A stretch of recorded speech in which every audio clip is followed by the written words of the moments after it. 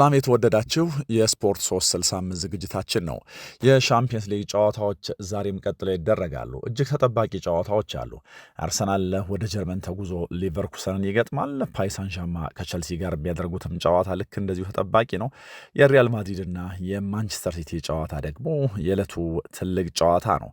ስለነዚህ ጨዋታዎች እናወራለን። አብራችሁኝ እንድትሆኑ በአክብሮት ጋብዛለሁ። አስቀድሜ ግን ትላንት በተደረጉ ጨዋታዎች ጋላታሳራይ ሊቨርፑልን ያሸነፈበትን ጨዋታ የኒውካስልና የባርሴሎናን እንዲሁም የቶትናምና የአትሌቲኮን ሃይላይት ለማድረግ ልሞክር። ጋላታሳራይ 1-0 በሆነው ውጤት አሸንፏል። ማሪዮ ሌሚና ነው የጨዋታው ጎል አስቆጣሪ። በዚህ ጨዋታ እንግዲህ ሊቨርፑል በጥቅሉ በውድድር ዘመኑ የነበረበትን ድክመት በሙሉ አስመልክቷል ማለት ይቻላል።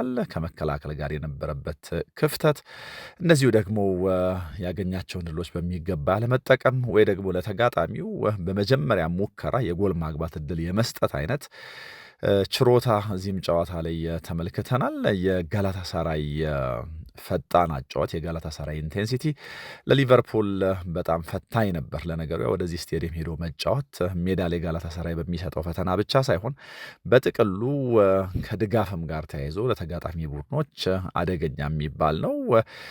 በተደጋጋሚ ሊቨርፑሎች በሰሯቸው ስህተቶች እዚህ ጨዋታ ላይ እንደሚገባቸው አልተቀጡም ብሎ መናገር ይቻላል። ማለት የሚቻለው አንድ ነገር ከዚህ ጨዋታ ሊቨርፑል በ1-0 ብቻ መሸነፉ የሚቀጥለውን ጨዋታ እያሰበ እንዲደሰት ወይ ደግሞ እንደ መልካም ውጤት እንዲቆጥረው የሚያረግ ካልሆነ በስተቀር በብዙ መንገድ ጎሎ የታየበት ነበር።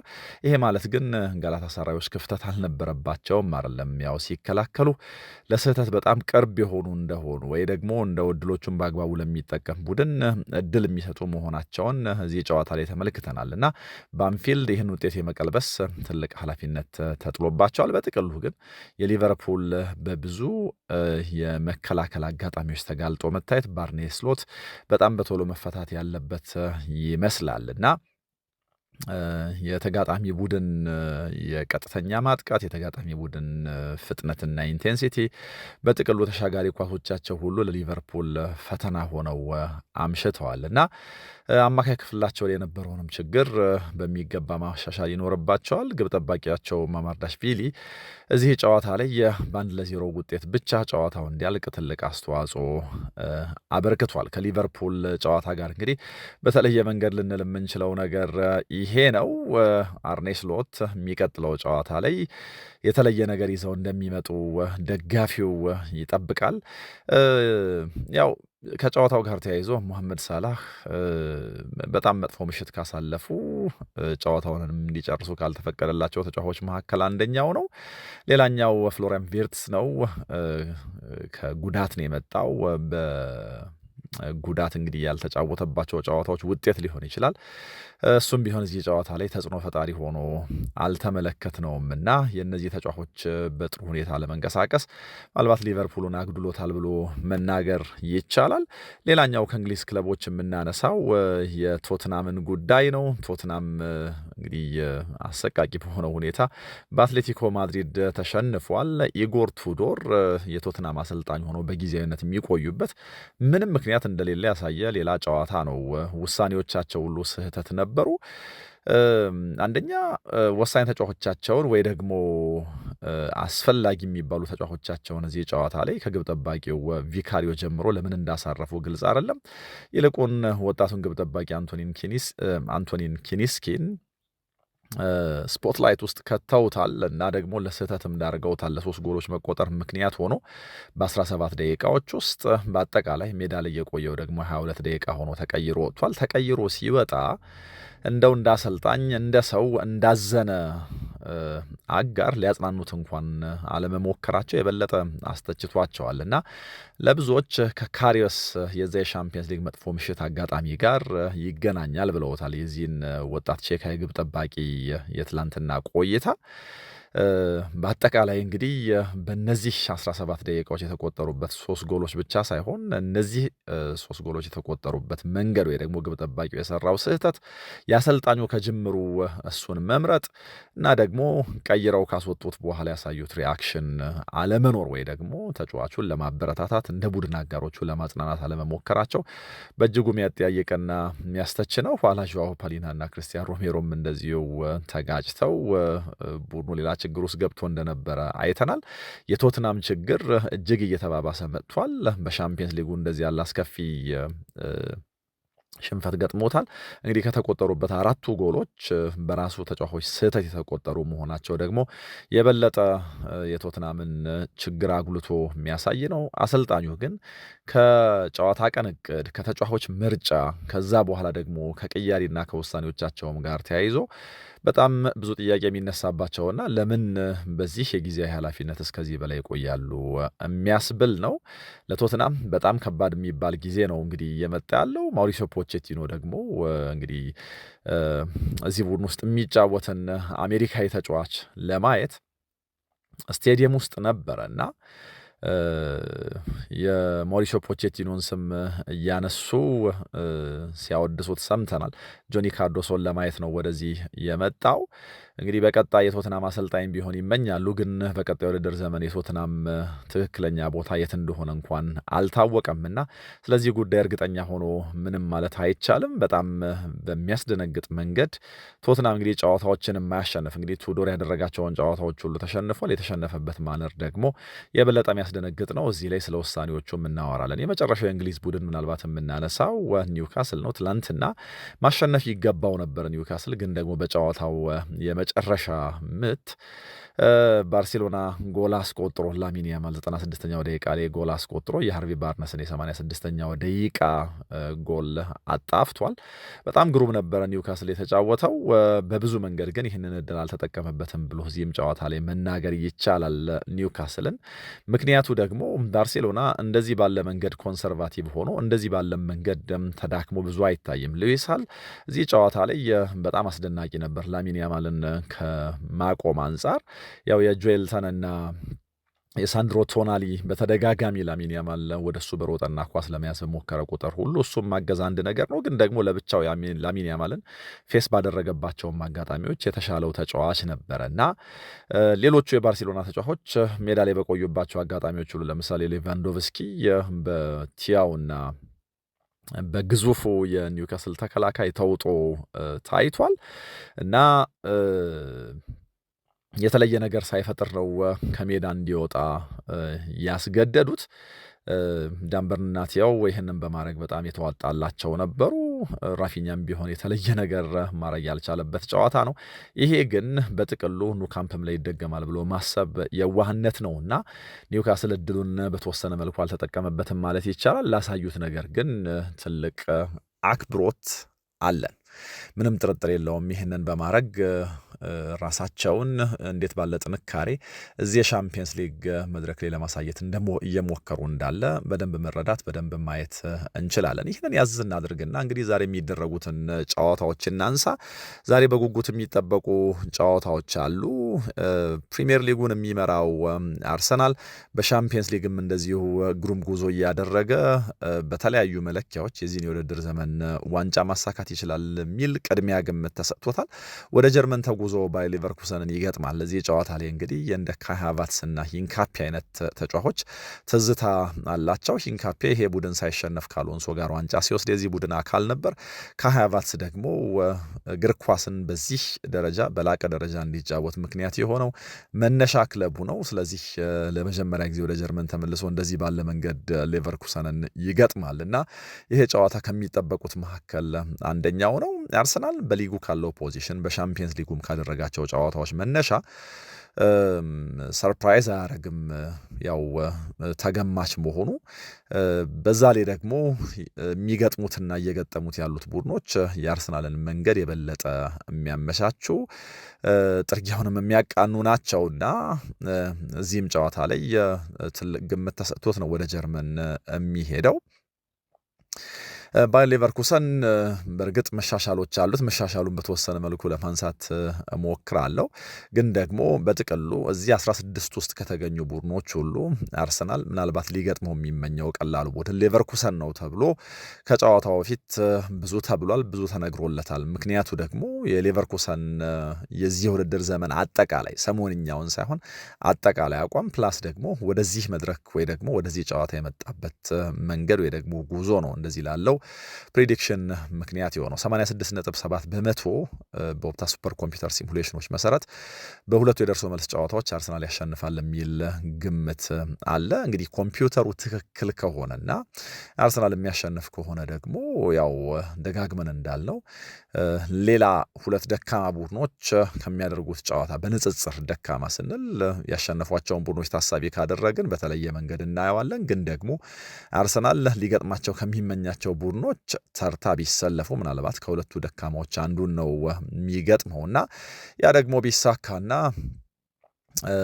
ወደፊት ቢጓዝ አትሌቲኮ፣ ቶትናም፣ ኒውካስልና ባርሴሎና ናቸው። የቶትናም ነገር እንኳን ያከተመለት ይመስላል።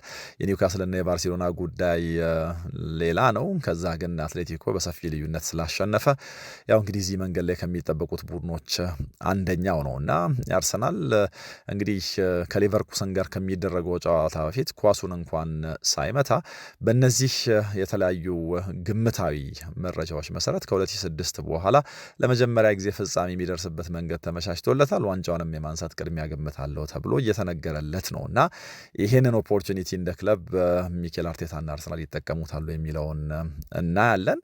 በጥቅሉ ግን አርሰናል ከጀርመን ቡድኖች ጋር በሚደረጉ የሻምፒየንስ ሊግ የኖክአውት ጨዋታዎች ጥሩ ሪከርድ የለውም። እንግዲህ እነዚህን ጨዋታዎች ያደረገው ግን ከማጋ ነው የሚለውን ነገር ማንሳት አስፈላጊ ነው። 5 ጊዜ እነዚህን የኖክአውት ጨዋታዎች ተሸንፏል እና በአምስቱም አጋጣሚዎች ከባየር ሚኒክ ጋር ነው የተጫወተው እና ይሄ ምናልባት ለአርሰናል ደጋፊዎች የሚገጥመው ሌላኛውን ባየርን ስለሆነ እና ደግሞ አሁን ያለበት ወቅታዊ ፐርፎርማንስ ፕላስ ባየርንን በሻምፒየንስ ሊጉ ማሸነፉ የሚሰጠው በራስ መተማመን አለ። ግን ደግሞ ከታሪክ አንጻር ከታየ ወደ ጀርመን ሄዶ ባየርንን ማሸነፍ ከዚህ ቀደም አልተዋጣለትም። ሌቨርኩሰንን አሸንፎ ማለፍ ይህን መጥፎ ሪከርድ ይህን መጥፎ ስም መቀየር ይኖርበታል ማለት ነው። በአውሮፓ መድረክ በተደጋጋሚ ላነሳላችሁ እንደሞከርኩት ብዙ ጨዋታ አድርጎ የሻምፒየንስ ሊግ ዋንጫ ያልወሰደ ኤሊት ክለብ ከፈለግን የምናገኘው አርሰናልን ነው። የዛሬውን ሳይጨምር እንግዲህ 219 ጨዋታዎች አድርጓል። በነገራችን ላይ በድጋፍ በውጤት በዋንጫ በአጫወት ስታይል በአርሰናል ደረጃና ስም ካሉ ቡድኖች ሁሉ ዋንጫ ያልወሰደው ዋንጫ ያላነሳው ብቸኛው ክለብ አርሰናል ነው። ከአርሰናል ውጭ ምናልባት እዚህ ሊስት ውስጥ ሊነገርለት የሚችለው አትሌቲኮ ማድሪድ ነው። አትሌቲኮ ማድሪድ በአርሰናል ልክ በአጫወት ስታይል ወይ ደግሞ በዋንጫና በተፎካካሪነት የሚነሳ አይደለም። ስለዚህ አርሰናል ይህንን ዋንጫ ማንሳት የግድ ይለዋል። በጥቅሉ ያው ግምቶች ሁሉ ይህንን ዋንጫ ያነሳል የሚል እምነት አላቸው።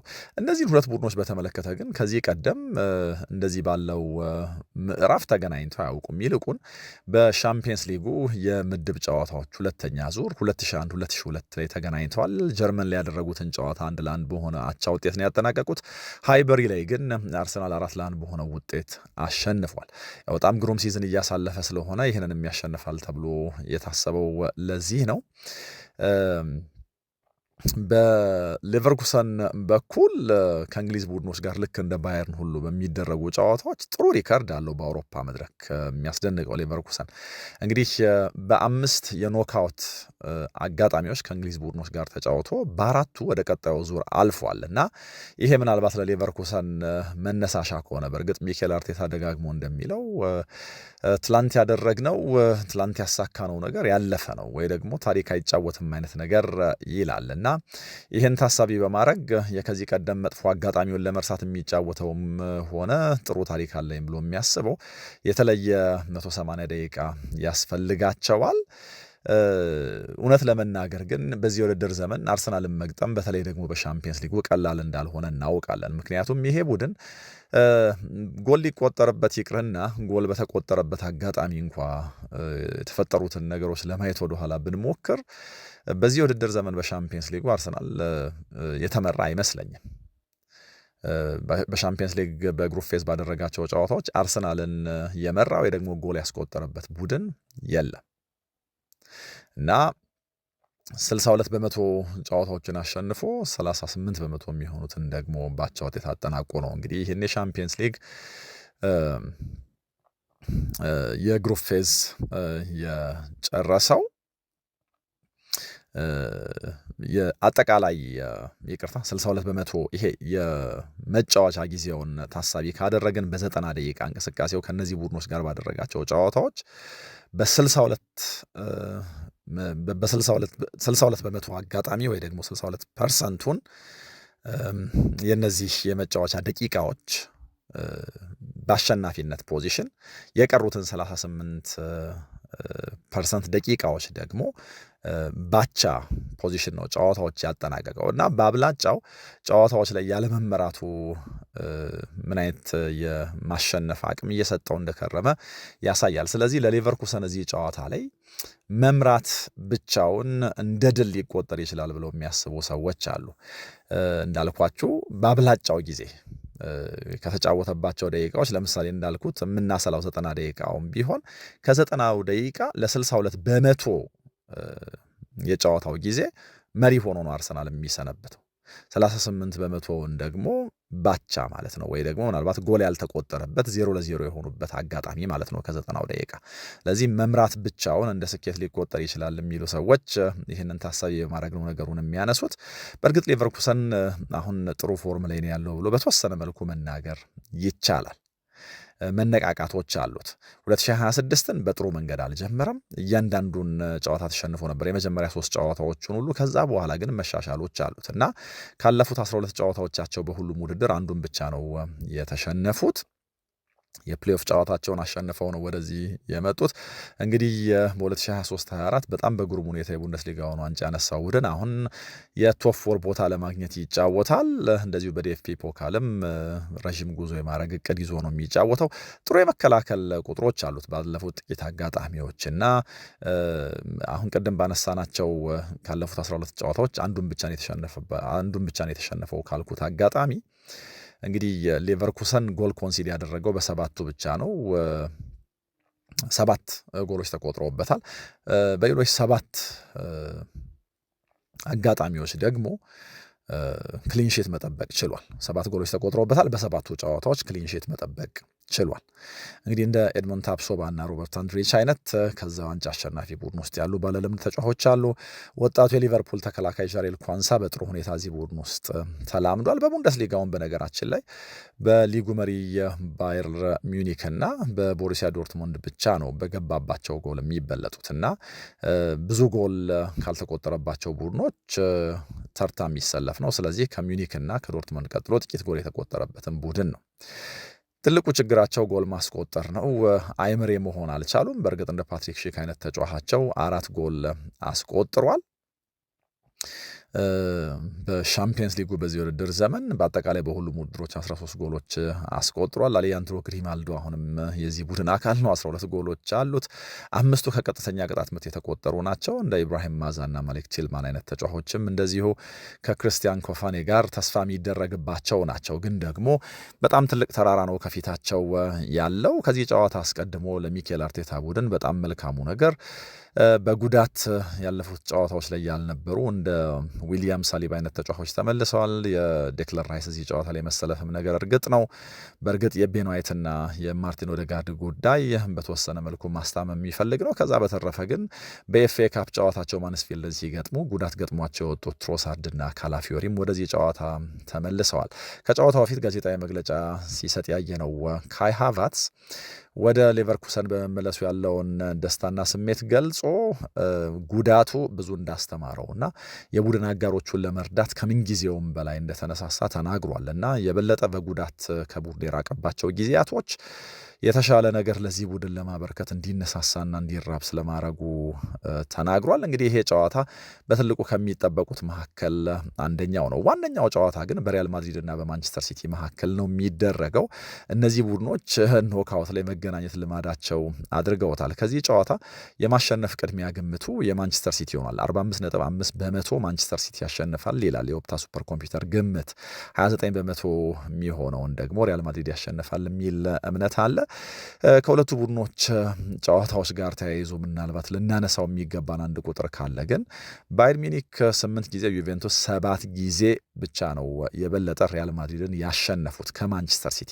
ስለዚህ የማንቸስተር ሲቲ 5 ጊዜ ያሸንፎታል ሪያል ማድሪድን። ከዚህ የላቀ ማድሪድ ላይ የማሸነፍ ቁጥር ያላቸው ቡድኖች 8 ጊዜ ያሸነፈው ባየር ሚኒክ እና 7 ጊዜ ያሸነፉት ዩቬንቱስ ብቻ ናቸው እና በንጽጽር ጥሩ የሚባል ሪከርድ አለው ከማድሪድ ጋር ማለት ነው። እና ባለፉት ዓመታት እንግዲህ ይህን 4-5 ዓመት በመደዳ የኖካውት ታዮች ላይ እነዚህ ሁለት ቡድኖች ይገናኛሉ።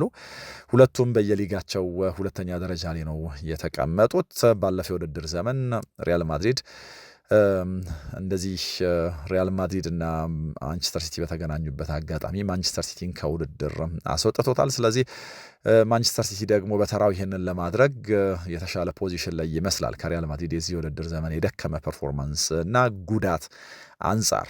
ታህሳስ ላይ ሲገናኙ በሊግ ፌዝ 2-1 በሆነ ውጤት ሳንቲያጎ በርናቦ ላይ ማንቸስተር ሲቲ ሪያል ማድሪድን አሸንፏል። እዛ ጨዋታ ላይ ጎል ያስቆጠረው ሮድሪጎ በኤሲኤል ምክንያት ከዚህ ጨዋታ ውጪ እንደሆነ እናውቃለን። በጣም በርካታ ጉዳት ነው ያለባቸው። የኪሊያን ምባፔም እዚህ ጨዋታ ላይ መኖር ጉዳይ አጠራጣሪ ነው።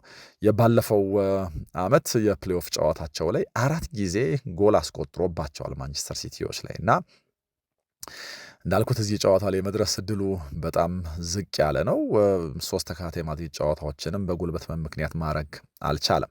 በነገራችን ላይ የማንቸስተር ሲቲ ላይ በኪሊያን ምባፔ ልክ ጎል ማስቆጠር የሚቀናው ተጫዋች ስለመኖሩ እንጠራጠራለን። በተለይ በሻምፒየንስ ሊጉ ከየትኛውም ቡድን የበለጠ ማንቸስተር ሲቲ ላይ ጎል ማስቆጠር ይቀነዋል። 7 ጎል አስቆጥሮባቸዋል እና በዚህ ውድድር ዘመን እንግዲህ በሻምፒየንስ ሊጉም 13 ጎሎች አስቆጥሯል። ምናልባት እዚህኛው ምዕራፍ ላይ ይሄ ጎል መጠን ምናልባት ባይጎዳና እነዚህን ጨዋታዎች ቢያደርግ የበለጠ ሊጨምር እንደሚችል እናስባለን እና በአንድ የውድድር ዘመን ወይ ደግሞ በአንድ የሻምፒየንስ ሊግ የውድድር ዘመን ክርስቲያኖ ሮናልዶ ያስቆጠረውን 17 ጎል ለመጋራት ወይ ደግሞ ያንን ለማለፍ ትልቅ እድል አለው። ምክንያቱም 4 ጎሎች ብቻ ናቸው የሚቀሩት። በእርግጥ ማድሪድ ምን ያክል ይሄዳል፣ ማንቸስተር ሲቲንስ ያልፋሉ የሚለው በጣም ትልቅ መነጋገሪያ ነው። ግን ደግሞ ጤናማ ሆኖ እነዚህ ሁለት የደርሶ መልስ ጨዋታዎች ላይ ቢሳተፍ ይህንን የማጥበብ ወይ ደግሞ ይህንን የመጋራት ማድሪድ ደግሞ ያልታሰበ ነገር የሚፈጥር ከሆነ የማለፍ እድል ሊኖረው ይችል ነበር እና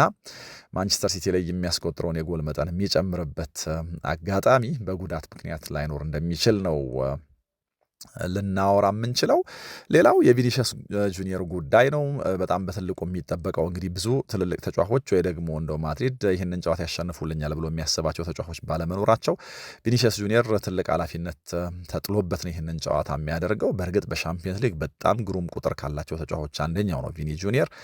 25 የሻምፒየንስ ሊግ አሲስቶች አሉት እና 2 የሻምፒየንስ ሊግ አሲስቶች ማድረግ የሚችል ከሆነ ከኬቪን ደብሮይነ ከራውል ጎንዛሌዝ እና ከካረም ቤንዜማ ጋር በ27 አሲስቶች ይህንን ክብር ይጋራል። በጣም የሚያስደንቅ ነው። እነዚህ በጣም ብዙ የሻምፒየንስ ሊግ ጨዋታ ያደረጉ ተጫዋቾች ናቸው። በእርግጥ ለሪያል ማድሪድ መጫወት ብዙ ጊዜ በሻምፒየንስ ሊጉ እስከ መጨረሻው ምዕራፍ የመሄድ እድል ስለሚሰጥ ቪኒ ጁኒየር በእነዚህ አጋጣሚዎች ተጠቅሟል። የትልልቅ ጨዋታዎችም ተጫዋች መሆኑ ረድቶታል እና በጥቅሉ በ2025-26 ከነዚህ የኖካውት ወይ ደግሞ የ16ቱ የዙር ጨዋታዎች በፊት ከፍ ያለ የጎል መጠን ያስቆጠሩ ተጫዋቾችም እነዚህ ሁለት ቡድኖች ውስጥ የሚገኙ ናቸው። በሻምፒየንስ ሊጉ ኪሊያን ምባፔ 54 በመቶ የሚሆን የጎል መጠን አለው። ኤርሊንግ ሃላንድ ደግሞ 47 በመቶ የሚሆን ማለት ነው እና እንግዲህ ከ13 እና 7 ጎሎች ናቸው ያሏቸው እና እንዳልኩት ከነዚህ የኖካውት ጨዋታዎች በፊት እዚህ ውድድር ውስጥ ከቀሩና ካሉ ቡድኖች ከፍ ያለ የጎል ሼር ያላቸው ተጫዋቾች ምባፔና ኤርሊንግ ሃላንድ ናቸው።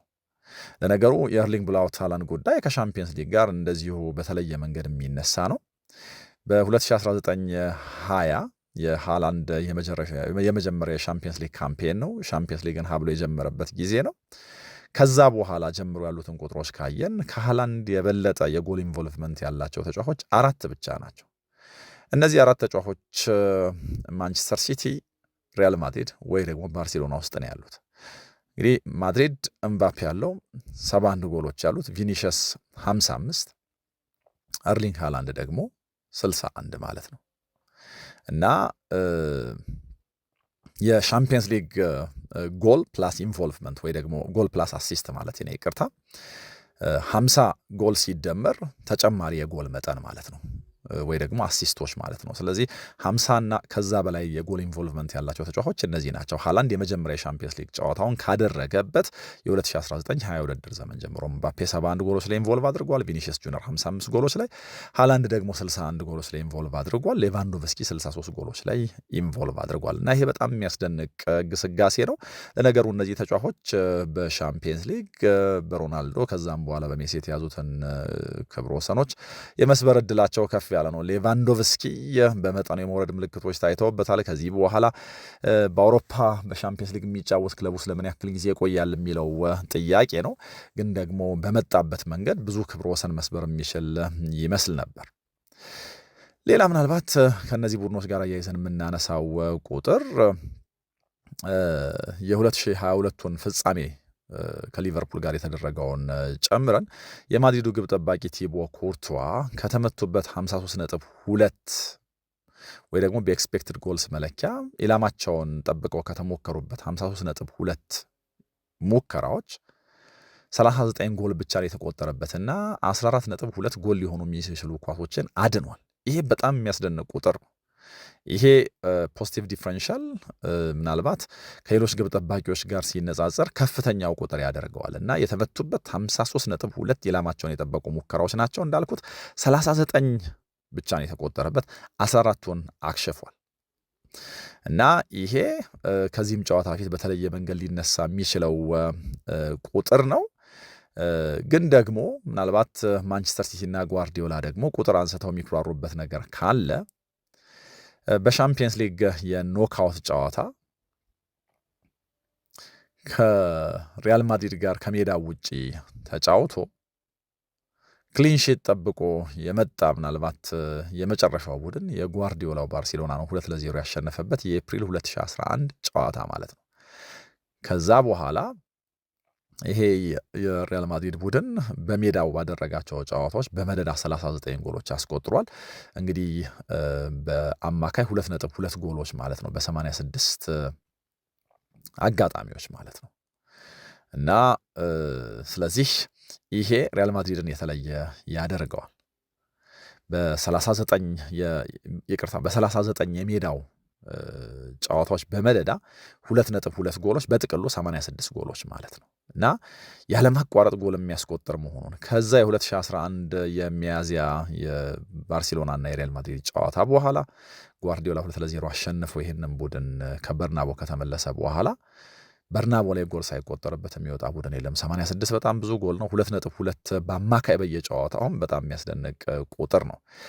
ሁለቱም ቡድኖች በተመለከተ የስታይልም ጉዳይ በተለየ መንገድ ይነሳል። ጓርዲዮላ እና ሪያል ማድሪድ ሁል ጊዜ ሲጫወቱ ጓርዲዮላ ብዙ ኳስ ተቋጥሮ የሚጫወቱ ቡድኖች ይዞ በመምጣት ይታወቃል። ለነገሩ በዚህም የውድድር ዘመን ከኋላ ኳስ ቢልድ አድርጎ 10 እና ከዛ በላይ ኳስ በመነካካት ወይ ደግሞ በአማካይ ይሄ ለ10 የቀረቡ የኳስ ንክኪዎችን ከኋላ ጀምሮ በማድረግ ወይ ደግሞ እንደዚህ ባለ የቅብብል ሲኩዌንስ ብዙ ጎል ያስቆጠረው ቡድን ማንቸስተር ሲቲ ነው። 6 ጎል አስቆጥሯል። ከቀጥተኛ ማጥቃት ደግሞ ብዙ ጎል ያስቆጠረው ቡድን ሪያል ማድሪድ ነው። 4 ጎል አስቆጥሯል። ቤኒፊካ ይህንን ይጋራዋል። ስለዚህ ይህንን ታሳቢ ካደረግን የከዚህ ቀደም ብቻ ሳይሆን በዚህም የውድድር ዘመን በሻምፒየንስ ሊጉ ሁለት ተቃራኒ ቡድኖች ናቸው ማለት ነው። አንደኛው ኳስ ይዞ ለመጫወት የሚሞክር፣ ሌላኛው ደግሞ በጣም ቀጥተኛ። ግን በአጠቃላይ የዚህን የውድድር ዘመን ሪያል ማድሪድ ካየነው ስለ ቀጥተኛነቱ ማውራት እንግዳ እንኳን ባይሆን የሪያል ማድሪድ ባህል ስለሆነ የሆነ ጊዜ ከአሎንሶ ጋር ሞሮፍ የሄቪ ፖሴሽን ቡድን ለመሆን ሞክሯል። ግን ደግሞ የተምታታ ነገር ነበረው። ማንቸስተር ሲቲን ግን በተናጠል ልናየው ይገባል። ሻምፒየንስ ሊግ ላይ ኳስ ተቆጣጥሮ የሚጫወት አይነት የከዚህ ቀደሙ ቡድን ይምሰል እንጂ በሊጉ በጣም ቀጥተኛ ቡድን ነው። ስለዚህ ይህንን ቀጥተኛ ቡድን እንዴት ባለ መንገድ ነው ሪያል ማድሪዶች የሚያቆሙት የሚለውን ነገር ደግሞ እናያለን። ኳስ ተቋጥሮ እንዲጫወት ሊገደድ ይችል ይሆናል። ግን ደግሞ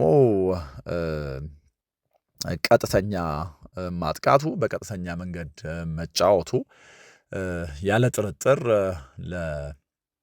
ሪያል ማድሪድ ፈተና ያደርገዋል እዚህም ጨዋታ ላይ ማለት ነው። እና ለፔፕ ጓርዲዮላ በጣም ስፔሻል ኦኬዥን ነው ይሄ ጨዋታ። 190ኛው የሻምፒየንስ ሊግ ጨዋታ ነው የሚሆነው። ከሰር አሌክስ ፈርጉሰን ጋር ይህንን ክብር ይጋራል። በሻምፒየንስ ሊግ እንግዲህ ከዚህ የበለጠ ብዙ ቁጥር ያለው የጨዋታ መጠን ያደረጉት አሰልጣኝ ካርሎ አንቸሎቲ ብቻ ናቸው፣ 218። ስለዚህ የካርሎ አንቸሎቲን ክብረ ወሰን ለመጋራት ከዚህ በኋላ ጨዋታዎች ያደርጋል ማለት ነው።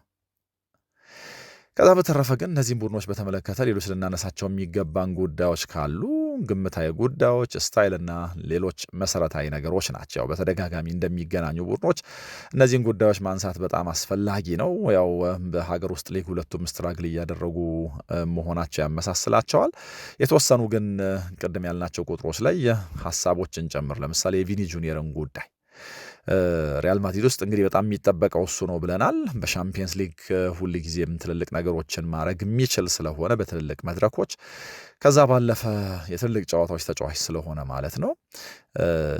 በአጠቃላይ በሻምፒየንስ ሊግ የኖካውት ጨዋታዎች ቅድም ካልኳቸው አሲስቶች ውጪ ምናልባት ይህንን በትልቁ ቪኒ ጁኒየርን በተመለከተ እንድናየው የምፈልገው 26 የጎል ኢንቮልቭመንት አለው እና በታሪክ በራሱ በዚህ በኖካውት ጨዋታዎች ያደረጋቸው እነዚህ 26 የጎል ኢንቮልቭመንቶች በ6 ተጫዋቾች ብቻ ነው የሚበለጡት እና እነዚህ 26 የጎል ኢንቮልቭመንቶች ወይ ደግሞ የጎል ተሳትፎዎች ደግሞ በ37 የኖካውት ጨዋታዎች የመጡ ናቸው እና በአማካይ በየጨዋታው 0.70 ማለት ነው እና ይሄ በጣም የሚያስደንቅ ነው። ስለዚህ ከዚህ መነሻ ቪኒ ጁኒየርን አብዝተው ይጠብቁታል። በተለይ ደግሞ ብዙ ተጫዋቾች በተጎዱበት በዚህ ጊዜ ከቤኒፊካ ጋር የተደረገው ጨዋታ በጃንሉካ ፕሬስቲያኒ ምክንያት እንደው ወዳልተፈለገ ነገር ሄዶ ሊሆን ይችላል። ግን እነዚህ ሁለት ጨዋታዎች ላይ ቪኒ ጁኒየር የመጨረሻውን ሳቅ የሳቀ ተጫዋች ነው። ሌላኛው ቅድም ስለ ኩርቷ አውርቻለሁ።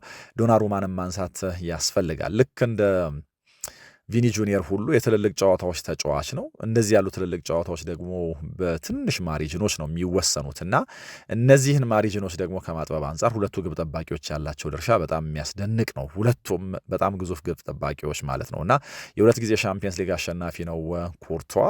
በጣም ወሳኝ ሰዓት ላይ ትልልቅ ጨዋታዎችን ከማዳን አንጻር ሁልጊዜም በተለየ መንገድ የሚነገር ክህሎት አለው። የ2022 የሊቨርፑል የፍጻሜ ጨዋታ በጣም በተለየ መንገድ ሊነሳ የሚችል ነው። ብቻውን ሊያስብል በሚችል መንገድ ይህንን ዋንጫ አሸንፎላቸዋልና በዛ ምሽት 9 ኳሶች አድኗል። በአንድ የሻምፒየንስ ሊግ ምሽት ከ2003-4 በኋላ በዚህ ልክ የተመቱበትን ኳሶች የመለሰ የለም እና በኤክስፔክትድ ጎልስ መለኪያ እንደው አሳንሰን እንኳን ብናየው ንጹህ 2 ጎሎች እዛ ጨዋታ ላይ አክሽፏል ማለት ነው እና የኩርቷ ኤክሰለንስ በጣም የሚያስደንቅ ነው። ከዛ በኋላ በተደረጉ ጨዋታዎች እንግዲህ ፋይናሉንም ጨምሮ ማለት ነው ቅድም እንዳልኩት ከተመቱበት 53.2 ኢላማቸውን የጠበቁ ኳሶች 39 ጎሎች ብቻ ናቸው የተቆጠሩት። 14ቱን ተከላክሏቸዋል ማለት ነው እና ስለ ዶናሩማም ተመሳሳይ ነገር ማለት እንችላለን። ባለፈው የውድድር ዘመን ፓሪስ ሳን ዠርመን ዋንጫውን ካነሳ ምክንያቱ እሱ ነው። በተለይ ደግሞ አስቶን ቪላን፣ አርሰናልን ምናምን ጥለው ያለፉባቸው ጨዋታዎች ላይ የነበረው ድርሻ በጣም የተለየ ነው እና ከሊቨርፑል ጋር የተደረገው የፕሌኦፍ ጨዋታም ላይ እንደዚሁ 2 ፔናልቲዎችን ማዳኑ ባለፈው የውድድር ዘመን የሻምፒየንስ ሊግ ዋንጫ ወደ ፓሪስ ሳን ዠርመን ቤት ለመጀመሪያ ጊዜ እንዲመጣ ምክንያት ሆኗል። ዶናሩማ ልክ ቅድም እንደ ኩርቷ እንደምንለው ሁሉ በእነዚህ የኖካውት ጨዋታዎች ሊገባበት ከሚገባው የጎል መጠን አንጻር የተሞከሩበትን ሙከራዎች የማክሸፍ መቶኛው በጣም የሚያስደንቅ ነው እና በዚህ የውድድር ዘመን የሻምፒየንስ ሊግ ጉዞ እንኳ 3 ግብ ጠባቂዎች ብቻ ናቸው የተመቱባቸውን ኳሊቲ ቻንሶች ጎል እንዳይሆኑ በማድረግ ረገድ ከዶናሩማ የተሻለ ቁጥር ያላቸው። የሁለቱ ቡድኖች ግንኙነት በተመለከተ ሁለቱ ቡድኖች እንግዲህ ሁል ጊዜ ሲገናኙ በትልቁ ትኩረት እንደሚስቡ እናውቃለን። እንግዲህ በዚህኛውም ዓመት በተመሳሳይ መንገድ ከነዚህ ቡድኖች የሚጠበቅ ብዙ ነገር አለ። የሻምፒየንስ ሊጉ ትልቅ ጨዋታ እንደሆነ የሚታሰበው ለዚህ ነው። ያው ጓርዲዮላ የባርሴሎና አሰልጣኝ በነበረበት ጊዜ ከማድሪድ ጋር የሚያደርጋቸው ጨዋታዎች በጣም ተጠባቂ ነበሩ። የማንቸስተር ሲቲ አሰልጣኝ ከሆነም በኋላ ይሄ ነገር ትቶት አልሄደም። በጣም በተደጋጋሚ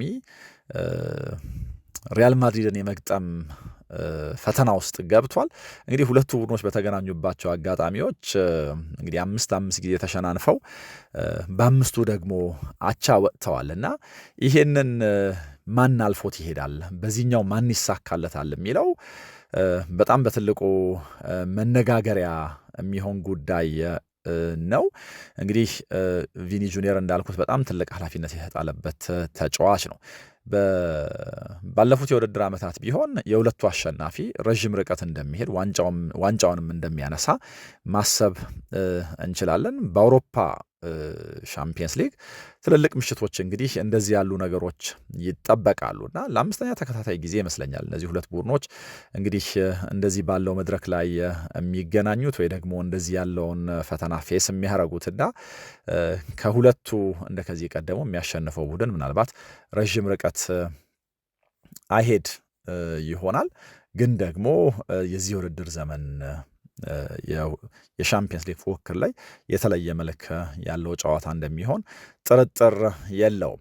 ሌላ ምናልባት ማንሳት ያለብን በቸልሲና በፓሪስ ሳን ዠርማን መካከል የሚደረገው ነው።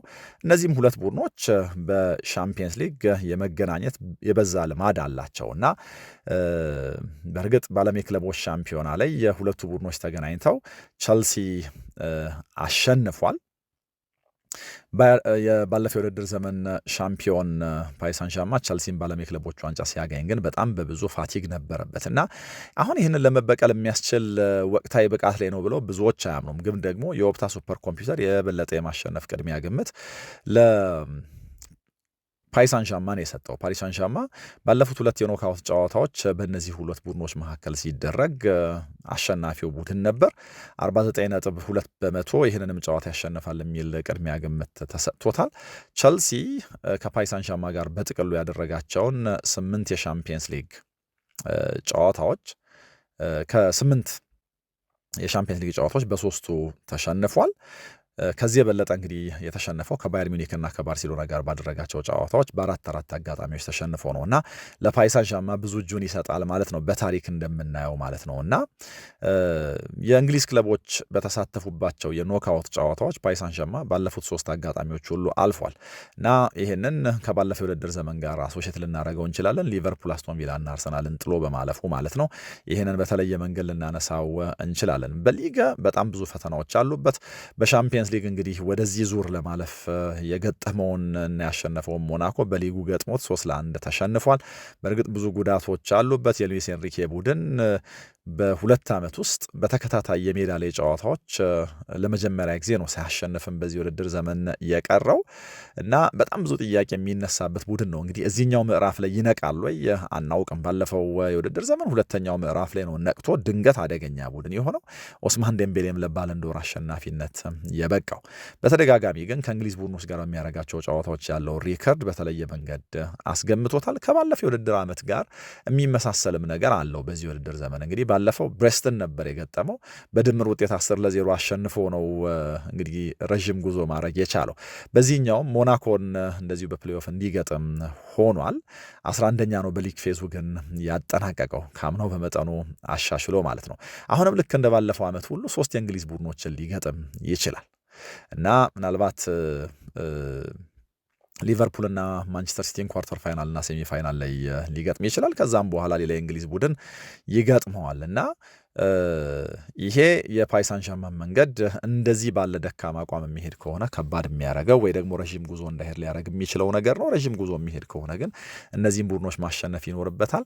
እንግዲህ ከራውንድ የዚህ 16ቶቹ ቡድኖች ዝርዝር ውስጥ ሲገባ ለ14ተኛ ተከታታይ ጊዜ ነው ምን ያክል የሻምፒየንስ ሊግ ቤተኛ እንደሆነ ያሳያል።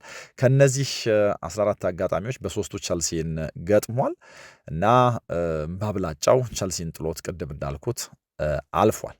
ለመጨረሻ ጊዜ 2015-16 ነው የተገናኙት ከ10 ዓመት በፊት ማለት ነው። በድምር ውጤት ፓሪስ ሳን ዠርማን 4-2 አሸንፎ አልፏል። ሁለቱንም ሆም ኤንድ አዌይ 2-1 በሆነው ውጤት በማሸነፍ ማለት ነው እና ከእንግሊዝ ቡድኖች ጋር ካደረጋቸው 8 የመጨረሻ አውሮፓ መድረክ ጨዋታዎች አንድ ብቻ ነው የተሸነፈው። በዚህ ምክንያት በጣም ብዙ ግምት ተሰጥቶት ነው ይህንን ጨዋታ የሚያደርገው። ቅድም እንዳልኩት የኦፕታም ሱፐር ኮምፒውተር የበለጠውን የማሸነፍ እድል ለፓሪስ ሳን ዠርማን ሰጥቷል። ግን ደግሞ በጣም በሚደንቁ ሁኔታ ኮል ፓልመር 2 ጎሎች አስቆጥሮ ለዣኦ ፔድሮ ደግሞ 1 አሲስት ባደረገበት የዓለም የክለቦች ዋንጫ ጨዋታ ኤንዞ ማሬስካ የሚያስደንቅ የጨዋታ ቅንቅር ነበራቸው። 3-0 በሆነው ውጤት አሸንፈዋል እና አሁንም እንደዚህ ባለ መንገድ ፓሪስ ሳን ዠርማን ማጋለጥ ይችላሉ ተብሎ በደጋፊዎቻቸው ታምኖባቸዋል እና ከዛ የፓሪስ ሳን ዠርማን ሽንፈት በኋላ